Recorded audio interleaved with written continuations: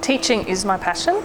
It's something that I've wanted to do for forever, it seems, and having that impact on students and colleagues is something that I guess inspires me along the way. In education over the last few years, ATSL have put out a series of professional standards. So graduate teachers have a bit of a guideline of the areas that they should be working on when they become a new teacher to help them as kind of guideposts as to how they can become a really good teacher. Some of that is, knowing data, knowing how to plan, knowing where the students are at the learning journey, those sorts of things. As a mechanism of professional development, as a mechanism of recognising the wonderful work that some of our teachers are doing, we have the highly accomplished teacher, the HAT teacher, and the lead. So they're two different sets of professional standards within the career progression. The highly accomplished teacher is challenged to have more of an impact, not just within their classroom, but across a year level.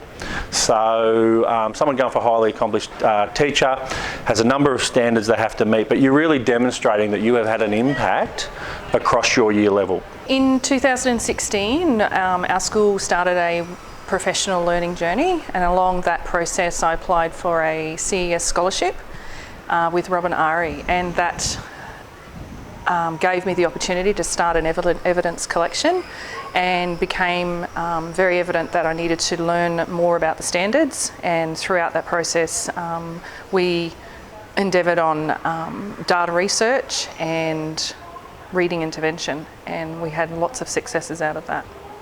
The process of compiling a HAT portfolio is definitely not easy, but most certainly worthwhile.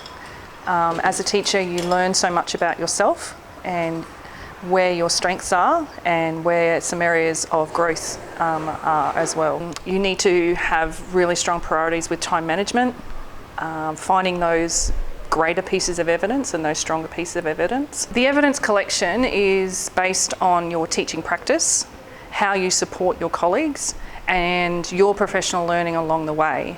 And above all, the impact you're having on students and how that has changed over the time.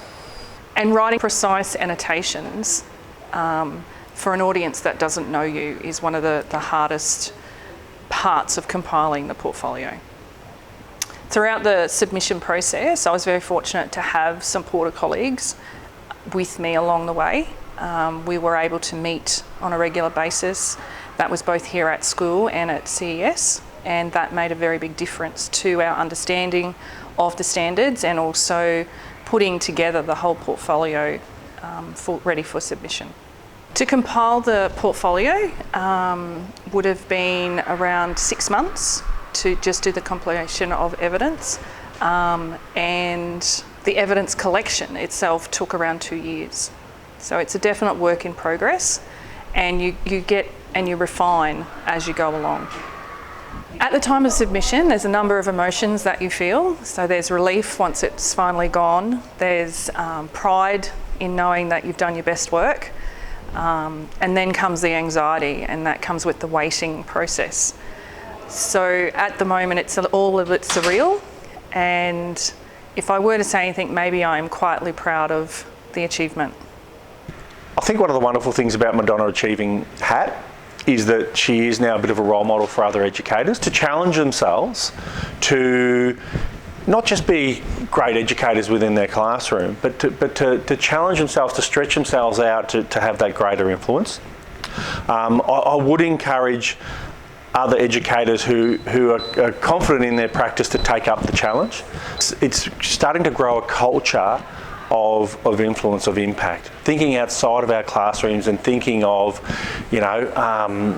replicating the wonderful things we do, or mentoring, or bringing up other teachers in their learning and their practice in the classroom. So I'd really encourage other teachers to undertake this process. I know at OLHOC in 2020 there are a couple of our staff that would like to go through the process, and I would be more than happy to share my knowledge and some of the experiences that I've had over the past 2 years with them to help them along their professional journey. if you're applying for leadership positions anywhere in Australia, I think that would be a highly recognised qualification to have. I think it goes without saying that we're very, very proud of Madonna. To know that only 5 people in Catholic education in the whole state made it all the way through to get a hat or a lead position. That's one of the things that I certainly have recognised Madonna for, is that she's kind of forged the path for other people to follow. So I think she is an inspiration. I think she is a role model, and I think it just recognises her for the wonderful teacher that she is and the work that she's already done. Throughout the HAT process, my passion for teaching has become stronger, and I would hope to think that my impact on students' growth, performance growth, and their well-being will also benefit from this process.